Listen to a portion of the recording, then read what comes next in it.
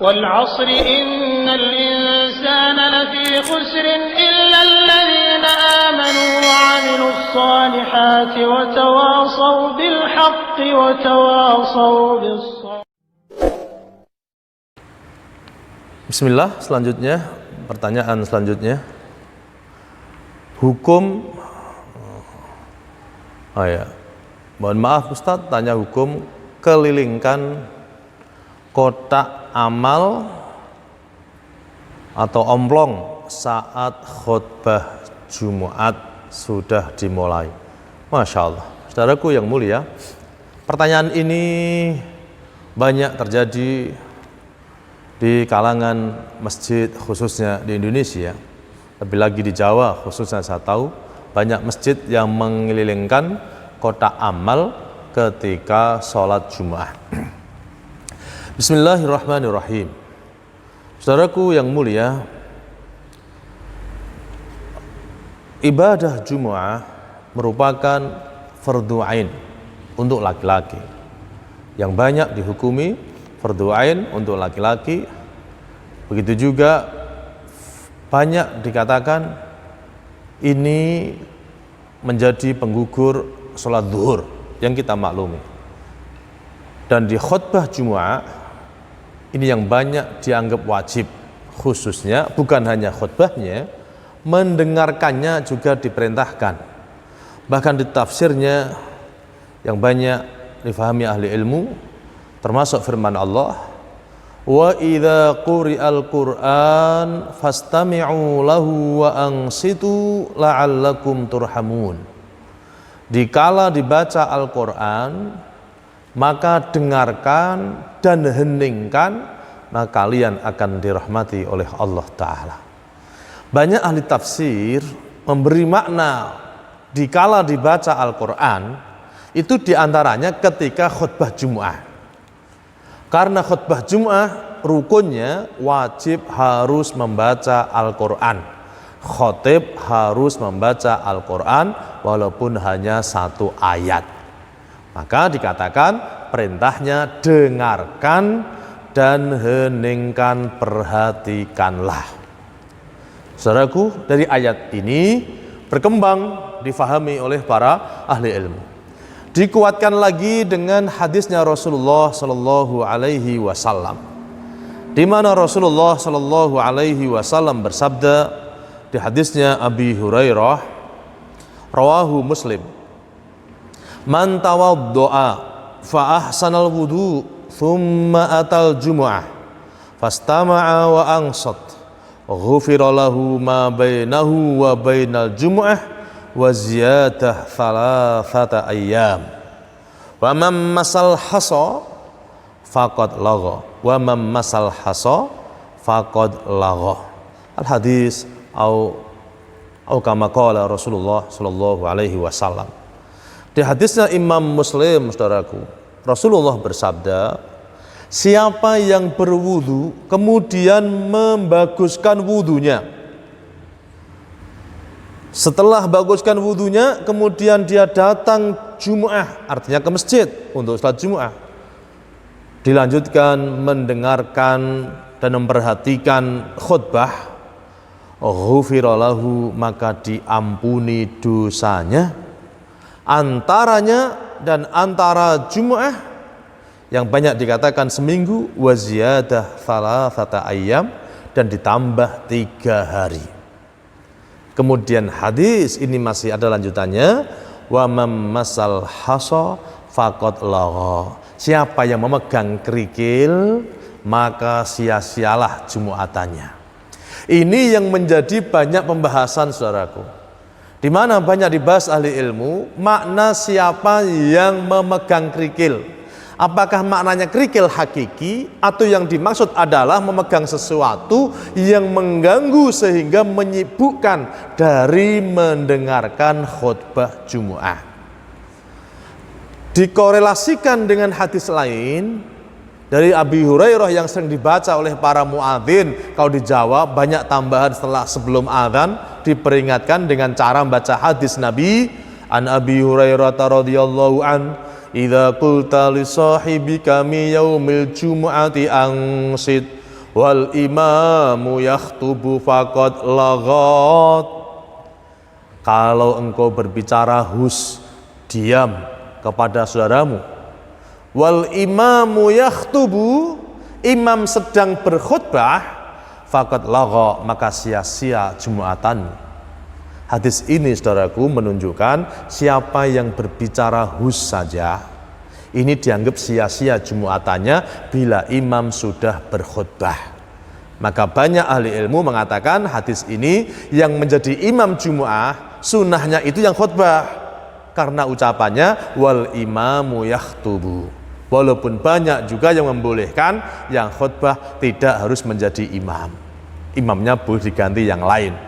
Tapi yang paling banyak diikuti sebenarnya pendapat paling kuat, hadis ini menunjukkan imam sunnah menjadi khotib, khotib sunnah menjadi imam. Ini tambahan saja, tapi yang akan kita bahas apa dari kotak amal, apa kata Rasulullah? Mammasal haso faqad lagha. Siapa yang memegang kerikil kecil saja, Jumatannya sia-sia. Makna faqad lagha yang banyak dikatakan tidak mendapat pahala Jumu'ah. Walaupun dia gugur sholat duhurnya, gugur kewajiban duhurnya karena sudah Jumu'ah, tapi tertolak, mardud, madhmum, tertolak pahalanya, tercela amalnya karena berbicara saat khotib sedang berkhutbah. Begitu juga saudaraku, tentang kotak amal ini tidak hanya bicara. Kalau bisa mungkin menggerakkan kotak amal dikasih sampingnya tanpa bicara, masih ada hadis yang dilarang. Ingat, mammasal haso faqad lagha. Siapa yang memegang kerikil maka sia-sia Jumatannya. Kerikil kecil saja, apalagi kotak yang sampai besar, apalagi ribet mencari uang receh, kadang lupa tempatnya di mana, saku depan apa saku bawah, cari ke sana kemari, bahkan kadang sampingnya terganggu gara-gara uangnya gelundung, jatuh ataupun lainnya. Maka saudaraku, hemat saya, kotak amal Jum'ah ini bukan sesuatu yang darurat harus dikelilingkan di saat sholat Jumat. Memangnya kenapa kalau sudah Jumat selesai? Sedekah, infak, jariyah itu butuh keikhlasan, bukan terpaksa, bukan harus diminta di depan ketika sedang beribadah lebih penting. Sedekah itu penting, tapi Jumat kita punya ibadah yang lebih wajib di saat itu. Apa? Mendengarkan khutbah Jumu'ah. Memangnya tidak bisa seandainya nanti masuk amal kotak setelah Jumat atau ketika datang, maka sebetulnya yang baik kotak-kotak amal itu taruh di pintu-pintu masuk, pintu keluar. Ini insya Allah lebih selamat saudaraku, daripada dikelilingkan. Ini membuat orang sibuk dengan kotak, akhirnya tidak memperhatikan apa yang diterangkan, apa yang disampaikan oleh khotib Jumu'ah, sehingga tidak angsitu, tidak wasma'u, tidak mendengar dengan komplit, tidak memperhatikan, akhirnya dapat yang sia-sia. Adapun hukumnya saudaraku, banyak yang mengatakan makruh saja karena tidak membatalkan Jumu'ahnya, maka yang banyak dikatakan makruh. Tapi sungguh saudaraku, ibadah ini kita sedang menghadap kepada Allah. Khutbah itu termasuk ibadah yang harus untuk Jumu'ah, tidak seyogjanya kita ganggu. Maka kalau menjadi pengurus kemakmuran masjid terpaksa harus bikin kotak biar tidak jadi fitnah dengan orang lain atau masyarakatnya, maka tolong kelilingkan sebelum khutbah dimulai. Khutbah dimulai, hentikan, nanti setelah selesai jalan lagi. Kalau memang harus keliling kotak, insya Allah lebih selamat. Walaupun ada pendapat ahli ilmu yang lain, banyak yang membolehkan seandainya, karena dianggap makruh saja. Saudaraku, makruh itu dibenci oleh Allah, walaupun tidak sampai haram umpama, tapi itu dibenci, dan kita sia-sia dari mendapatkan pahala Jum'ah. Lagha, seperti orang puasa, sah puasanya, tapi kalau puasa diikuti dengan ghibah, bertengkar, bermaksiat, sia-sia puasanya. Walaupun tidak wajib mengganti, tapi tidak dapat pahala, hanya dapat lapar dan haus. Begitu juga Jumat. Kalau kita sedang khutbah Jumat, kita ngomong sendiri bicara dengan sampingnya, atau sibuk dengan kotak amal yang lainnya, ditakutkan sia-sia amalnya. Na'udzubillah min dzalik. Dan tidak harus darurat. Nyumbang, sedekah, infak tidak harus ada pada jam itu. Waktunya luas, muasa. Tapi untuk mendengarkan Jumat, waktunya mudayyiq alias sempit, tidak bisa ditunda lagi. Harus datang ketika khutbah, diam, insya Allah mendapat ampunan Allah Ta'ala. Ingat saudaraku, firman Allah Ta'ala, wa idza quri'al Qur'an fastami'u lahu wa ansitu la'allakum turhamun. Fastami'u lahu wa ansitu. Dengarkan, perhatikan. Sedang dibaca Al-Quran, termasuk khutbah Jumat, ini menyampaikan Al-Quran yang banyak pendapat ahli ilmu. Begitu juga nas hadis Rasulullah di Sahih Muslim, mamasal haso faqad lagha. Siapa yang memegang kerikil kecil saja, ganggu mendengarkan khutbah, dianggap sia-sia. Termasuk main HP, ngitung duit, main kalkulator, WhatsAppan. Ketika khutbah Jumat dimulai, kita tidak boleh berbuat selain hanya mendengarkan khotib yang sedang berkhutbah Jumat. Insya Allah kita amalkan tenang, tidak ada yang mengganggu. Tapi kalau terpaksa, takut dengan fitnah adanya masyarakat yang marah, tidak sesuai dengan kebiasaan, maka tolong kotak harus dikelilingkan.